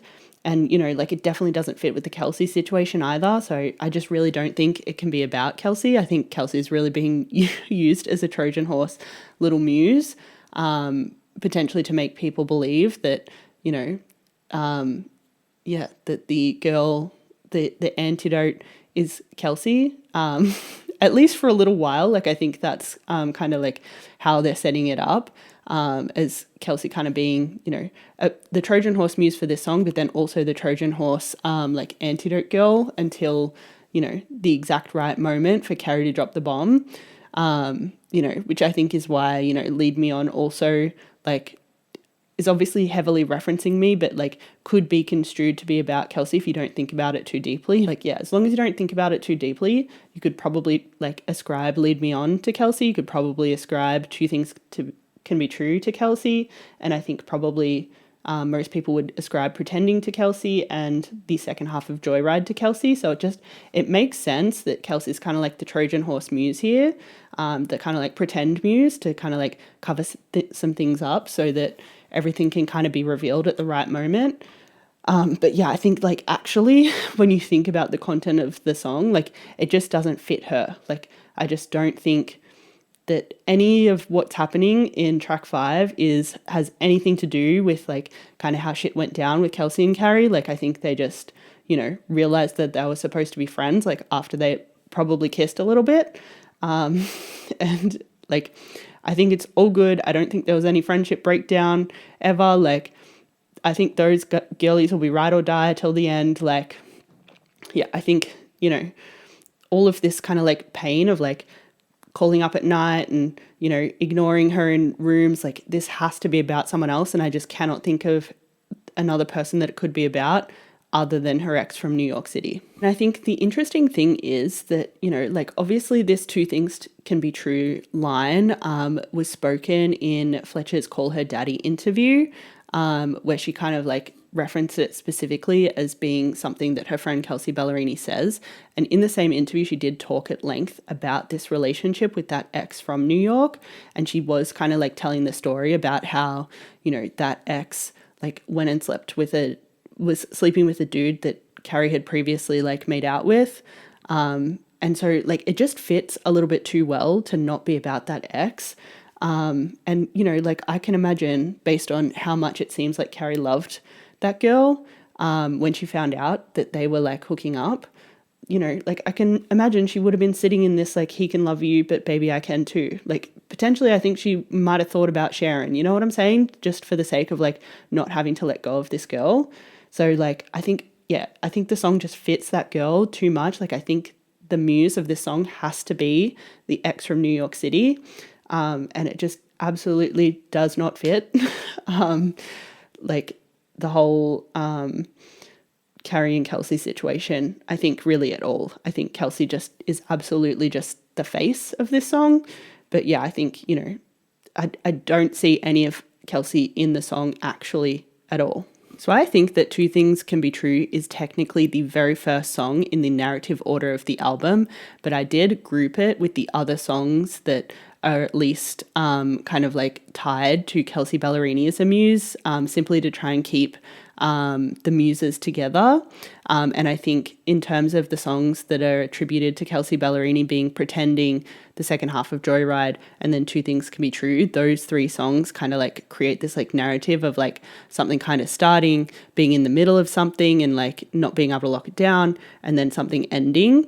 And I think that's the other reason why it's very obvious that Two Things Can Be True isn't about the same muse that Pretending and the second half of Joyride is about, because it's kind of like a contradiction to like kind of what we're led to believe from those two songs. We're kind of led to believe in those two songs that Carrie's kind of like waiting for something to start, and then once it does start, she kind of can't lock it down. So then it doesn't make sense for the third song in the kind of like trilogy in the narrative to be about someone kind of leaving you first. Like it just doesn't make sense.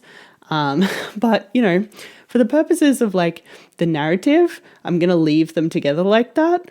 Because, like even though I don't think Two Things Can Be True is actually about Kelsey Ballerini, like we're being led to believe that it is. So I'm going to keep those three songs together. I put the song Attached to You last in the narrative order, even though I think this song could technically go anywhere in the album. I think this song basically talks about all the people that Carrie maybe dated that she kind of didn't even give them a shot to. Like I think all the songs that we've gone through before now are about kind of like big significant relationships, big kind of like shifts in her life, like whether kind of like good or bad, and like kind of like pain and heartbreak and healing, and like so much stuff is explored in all of these big muses. But I would say the song Attached to You is like a bit of a sore thumb in terms of it, like it not really being about any kind of those big loves, and kind of I would say it's more about maybe all of those intermittent kind of people along the way that were never really a big thing, but Carrie still struggled to like feel attached to them potentially. And yeah, I think it's just like more of a general song about attachment issues and a general song about potentially multiple muses that kind of never really got a shot, more so than any specific one person. I would hazard a guess that this pattern of kind of like not giving anyone the chance to like hurt her has happened more than once, and yeah, could essentially be tied to like a whole bunch of people that she's dated in the past. And I don't think the muse of this song necessarily matters all that much anyway, in terms of like kind of the plot of the album. So I'm like definitely not going to go into the song that much. I just want to say that I think it's a really good song. It's probably one of my favorites on the album. I think it's a bop. And yeah, I think it's, like a nice way to call herself out for like some avoidant tendencies, let's say. And yeah, so like I think you could ascribe this to anyone, and I don't think it really matters who you ascribe it to. I think the point of it is just like more pointing out her like patterns with relationships that are gonna, go on a healing journey. I think the muse is actually not that relevant. That brings us to the last two songs on the album, which I think is about the final muse on the album, which is me. I want to start with talking about the song Lead Me On now that I've heard the entire album and I've got more of an idea of like kind of the context and like the storyline that's being set up.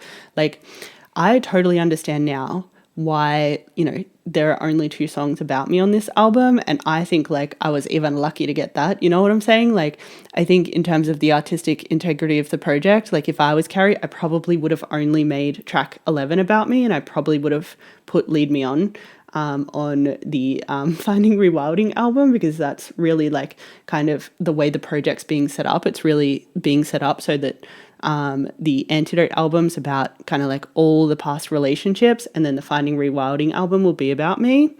But I think, to be honest, I think Lead Me On just has so much commercial potential that it was like maybe put on this album first of all so that they could put it to radio, because I don't think they're going to be able to do any of that sort of like normal commercial music industry stuff with the Finding Rewilding album, just based on how everything looks like it's going. And then the second thing about it, I would say, is that, you know, Lead Me On is obviously, like, as far as I'm concerned, written in Carrie's darkest time. Like, I've obviously said before that Eras of Us was my darkest time in this connection, but I think the Lead Me On time was Carrie's darkest time. And, you know, like, I think the song Lead Me On, you know, does kind of fit into the theme of the Antidote album in terms of, like, you know, bringing up kind of like heartache and things that kind of need to be seen and healed.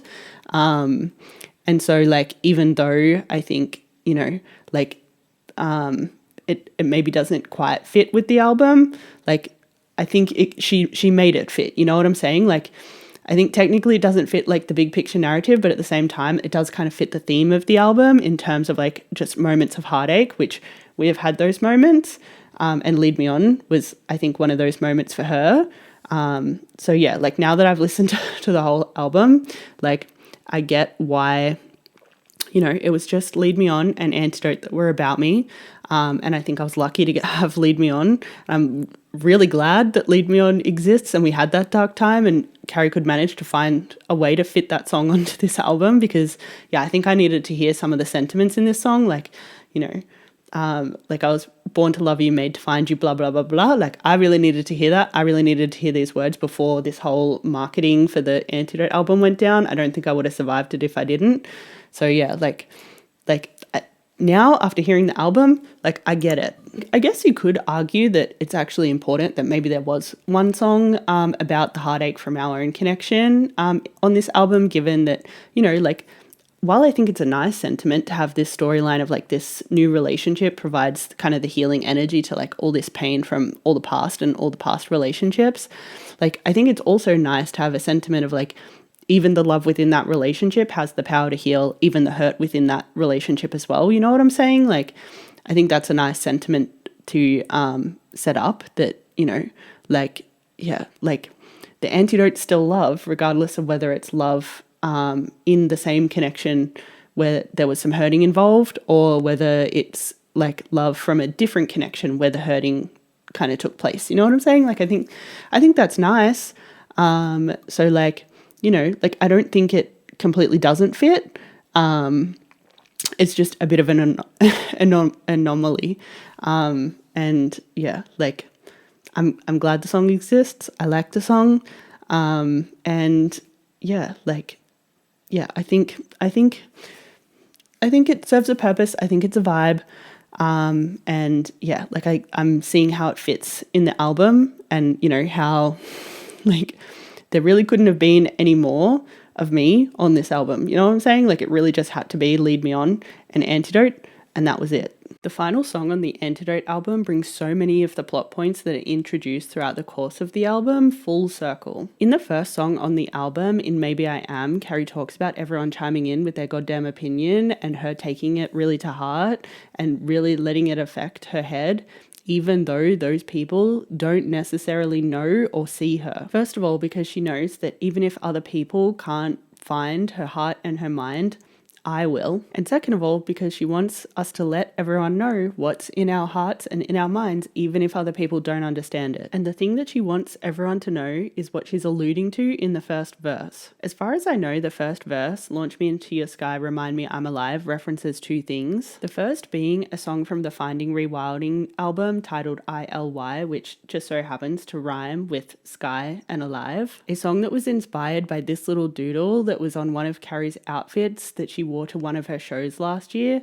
that essentially entailed a little aeroplane flying over this wave or this ocean with the letters ILY stamped beside it. And she just so happened to wear that outfit after I had just gotten upset about not feeling super loved at the time. And the second thing that this opening verse references is another time where I wasn't feeling super loved after the Beyonce concert about a month later. At the time, people were making up shit about Carrie, saying that she was getting friendlier than friendly with her friends, and people were making up shit about me, aka tossing their stones, saying that I was crazy. And I'm not gonna lie, I got a little bit upset because the whole reason why we were in that predicament was because of something from Carrie's life and not necessarily something from my life. And, you know, when I was upset, I was like, you know, telling myself a story in my head about, you know, how if she loved me, she wouldn't have let us get in that predicament. And with 2020 hindsight, that was very obviously not the case, but the universe at the time had a very funny way of letting me know that that wasn't the case. Essentially, I was on TikTok and I came across a random TikTok filter that gave you a particular message that it thought you needed to hear right now. And the message that I just happened to get on the very first try was I love you, as in ILY, as in rhymes with sky and alive. And what I decided to do when I got that message was launch my phone clear across the garden, which is just so ironic given that the song ILY was inspired by a little doodle of a plane being launched across the sky. Like, you know, like in hindsight, that the universe does be having a sense of humor. And apparently, Carrie also has a sense of humor because she opened the song with those two lines. And that's why Carrie posted the very first snippet of the song Antidote immediately after the Beyonce concert.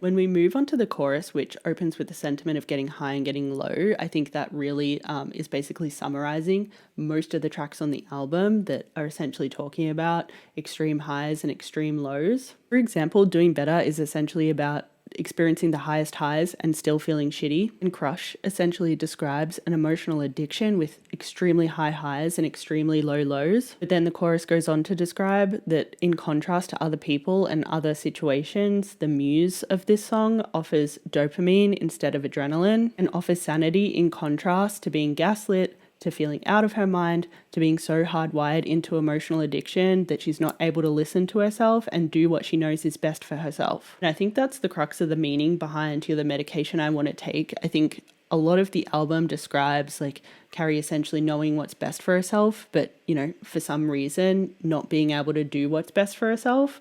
And then, you know, in the song Antidote, she's obviously describing like this healing as being something that she actually wants to pursue, actually wants to move towards. There's no barrier blocking her from that healing. I love the way that she ended an album about so much pain and heartache with finding a love that feels healing, a love that feels like medication rather than addiction, a love that feels like an antidote rather than a sting. And to zoom out a little bit more in terms of Antidote bringing the album full circle, I just love the way that, you know, the Antidote album starts with the song Maybe I Am, which lands us right in the middle of how Carrie was feeling during the Becky So Hot drama when, you know, she was kind of from where she was standing, feeling like she was burning down her world again just because, like literally for no reason.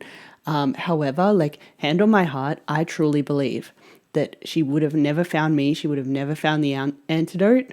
Like we wouldn't be here right now if it wasn't for that song, if it wasn't for all the drama, if it wasn't for all the chaos, because had that song not existed, like, you know, that really started everything. You know what I'm saying? Like that was really what got my attention, like kind of not in a good way. As I said in my very first YouTube video on this channel, it kind of like made me feel away and started to like make me pay more attention to her and what she was doing.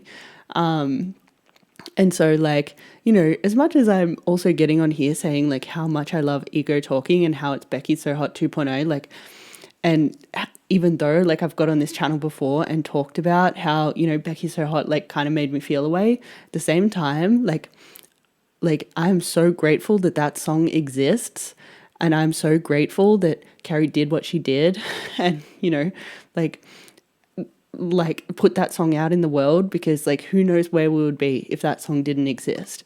And, you know, like even though, you know, at the time that she was writing Maybe I Am and she didn't really know why she was doing what she was doing, I think it was so essential for her to have put that song out. And, you know, I think essentially like created a domino effect that would lead both to her healing and I think her ex's healing as well. Like I think, you know, kind of something needed to happen to kind of like antagonize them both a little bit so that they could actually move on from each other. It's kind of like, you know, like what they were talking about in the song If I Hated You, you know what I'm saying? Like they kind of needed to be something like some sort of big tear, some sort of big disruption to finally like fully break them apart, so that they could both move on, so they could both find, you know, the better version person, the person who's more compatible with them, who's, you know, able to offer them, you know, a little bit more like, or something like more compatible with each of them in relationship, and, you know, like help them get out of, you know, the cycle that they were kind of stuck in. Like I just don't think any of this would have happened if it wasn't for Becky So Hot. And so as much as Carrie starts off the album being like, I don't know why I'm doing what I'm doing, it was all for a big picture reason, you know what I'm saying? Like she didn't know at the time, but it was to find the antidote. I just think this situation is living proof that sometimes you do really need to let it all burn to the ground, because you never know what new life is going to spring up from the like regeneration, like what phoenix is going to rise from those ashes. And yeah, like I love that kind of like big picture full circle moment of the album, of kind of like starting off this album of like, you know, like I'm in this place where it feels destructive, but I don't really know why. And, you know, like I think, you know, probably on some higher level, like her higher self knew why, knew that it needed to all burn to the ground. But, you know, obviously she was having a really hard moment with that at the time, and like maybe like blaming herself and like feeling like the villain. But, you know, like big picture thinking, like she was actually the good guy. Like she created this like, you know, opportunity for healing for everyone involved, and like bringing the right people together and tearing the wrong people apart, and like, you know, finding something that was like, you know, her antidote. You know what I'm saying? Like it's like, as much as she might have felt like the bad guy and felt like she was doing something so bad at the time, like she actually did everyone a fucking favor. You know what I'm saying? Like she actually did something, big picture thinking, like bird's eye view. Like when you see how all the chips fell, like she did something so good for everyone. Like she was willing to, you know, kind of do the bad thing in the moment.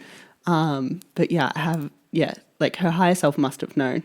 You know what I'm saying? Like it must have known that, you know, the situation she was in was just like, you know, not good, and not moving forward, and not getting anyone anywhere, and not doing anyone any favors. And, you know, as a direct result of like, you know, her sharing her truth, and, you know, the chaos that ensued, like eventually we found the peace, the calm, the healing.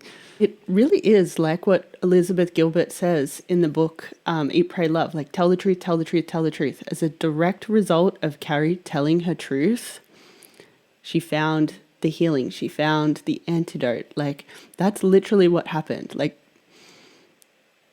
that's it. That's the story. But anyway, now that we've gone through all of the songs on the album, I'm going to quickly rank them in order of fave to least fave. So personally, I went for Antidote, Attached to You, Doing Better, Lead Me On, Two Things Can Be True, Pretending, Maybe I Am, Joyride, Ego Talking, Crush, and Errors of Us. And I'm going to be real with you, like Errors of Us is last just because that time for me was like super traumatizing. So I can't listen to that song without, you know, like being re-traumatized. So it's just like not a good experience listening to that song at all for me. And then like in terms of the rest of the rankings, you know, like I like conceptually love, like I eat up Ego Talking and Crush. And like I think like Crush, like the way the song sounds is also addictive. Like for it to be describing a toxic relationship and to actually sound really addictive is just like, you know, like it's so clever. But like basically the reason why a lot of the songs towards the bottom are towards the bottom for me is that even though I love the song like conceptually, or I like the way it sounds, at the same time, like these songs are so incredibly painful and hard for me to like listen to, like because I have personal attachment. So the reason why my songs are ranked the way they're ranked is because I have so much personal attachment to Carrie and to, like, you know, the experiences that she's had. Like I just don't want to listen to her in pain, which is most of the reason why this ranking is the way it is. It's definitely all the songs where she's kind of like in much less pain that have like made their way to the top, and the songs that are like maybe a little bit more painful, and a little bit more like questioning herself or doubting herself or any of that real sticky stuff that's like ended up at the bottom, like mostly because of, you know, it's just really hard for me to hear. So, but like to be real, like Antidote and Attached to You, like bops, like I could listen to them all day. I could put those ones on repeat. I really also do like Doing Better, and I've listened to Lead Me On to Death. Like I probably would rank that higher, but like I think I've worn that one out. I'm not gonna lie, I've listened to it so much. And I really like Two Things Can Be True and Pretending as well. Like those two definitely got stuck in my head a lot, especially after the first couple of listens. And yeah, like maybe I am like also like I really enjoyed that. As soon as I heard the song, I was like, yeah, this is some talent right here. You know what I'm saying? So I think it's a good song to like open the album on. But anyway, that's my ranking of like all the songs on the Antidote album, how I felt about it and why I put them where I put them. And yeah, so I guess it's time to kind of like finish off this video and kind of like round out with my thoughts about the project, and, you know, what I think is kind of like happening with it. I think the reason why Fletcher's cramming as many muses onto the In Search of Antidote album as possible is because she's compiling a little bank of people for whom loving them was read, as in read Taylor's version. Songs to an artist that has like narrated so many of my romances and my breakups and my loves. And when she drops the Finding Rewilding album, if there's another little preamble, I think she's going to put it on top of her Lover vinyl, as in the album that was going to be called Daylight, as in the song Daylight, as in I once believed love would be burning red, but it's golden, which is the dominant colour on the Lovers card in the tarot, and the colour that I'm expecting Finding Rewilding to be written in on the album artwork. And I also think that the reason why Antidote is written in red on the In Search of Antidote album artwork is not only because the Three of Swords, as in the Heartbreak card, has a red heart on it, but also because love is the antidote, as in the Lovers card, as in the Lover album, as in Daylight, as in Golden, as in the Finding Rewilding album, as in Fletcher's jewelry on New Year's Eve when she was dressed as the flaming heart emoji, as in the Finding Rewilding flaming heart, as in the flaming hearts that Fletcher has been leaving all over her posts, as in the flaming heart that Fletcher has tattooed to her arm.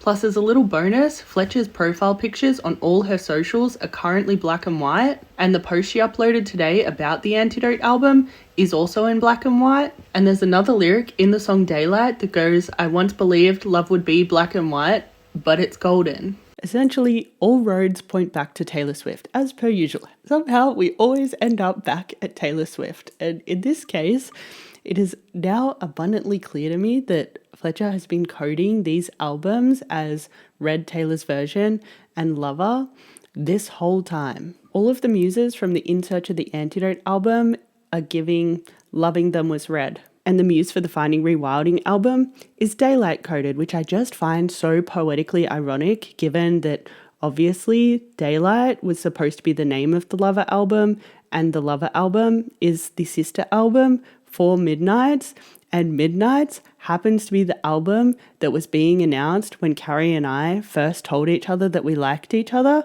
specifically the day that Snow on the Beach was announced. And wouldn't you know that Carrie has a song called Girls, Girls, Girls, where she talks about girls going wild in her mind, and one of the very opening lines in that song is Midnight When I Saw You, as in the Midnights album was being announced when I saw you, and now the album is Daylight coded. that has resulted from this whole finding rewilding business, as in girls going wild in my mind. It all connects. It's all connected.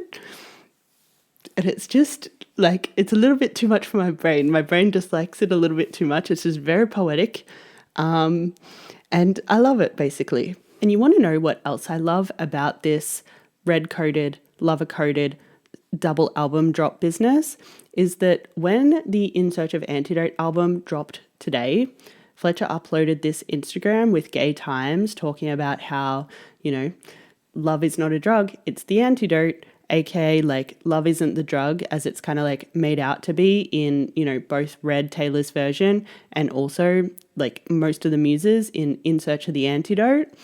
It's the antidote, as in lover, as in daylight, like as in golden. And she's even got a little yellow heart on there. You know what I'm saying? Like she was like very much giving like the next album that's going to be about the love that is the antidote is daylight and golden. But wait, there's more. What makes it even better is that everyone's fucking in on the joke, in on the Red versus Daylight albums, because when Shannon uploaded a clip from their podcast episode, she literally put a song on it from Red Taylor's version, We're Never Getting Back Together, as in like loving him was red, you know what I'm saying?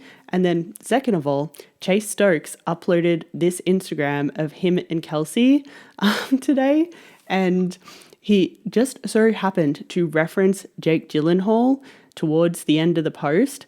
And wouldn't you know that the song All Too Well from Red Taylor's version, which is track 5, is theorized to be about Jake Gyllenhaal. And literally over a year ago, when Kelsey and Carrie made the Better Version music video, they were both dressed in red, as in Red Taylor's version. As in, I just like the red, and like it's been a thing, you know what I'm saying? And it's just like, it's actually driving me crazy that I didn't see it sooner, but like fucking fair. But like it's been a thing. It's been being a thing. So basically I'm just sitting here with my mind basically blown to smithereens based on like how everything came together and how clever it all was. And like, I don't even know how like everything's going to pan out. Like, I don't even know what's coming next, but I'm already like genuinely mind blown. So like, that's kind of the vibe. Like at the moment, everything's looking like crazy, but cool. And, shit's making a lot of sense, and it's very clever and very entertaining to watch, and I'm having a good time. Which I can't say I've had the best time the whole time, but like right now it's pretty fun. Seeing everything come together and be like really crazy and really cool. And yeah, I'm just like gonna finish this video and just like see what comes next, because who the fuck knows? Like literally, who the fuck knows? Like I have some guesses, but I literally don't know what's gonna happen next. And I guess that's kind of the fun of it. That's the fun of life. And until I know what happens next, ciao.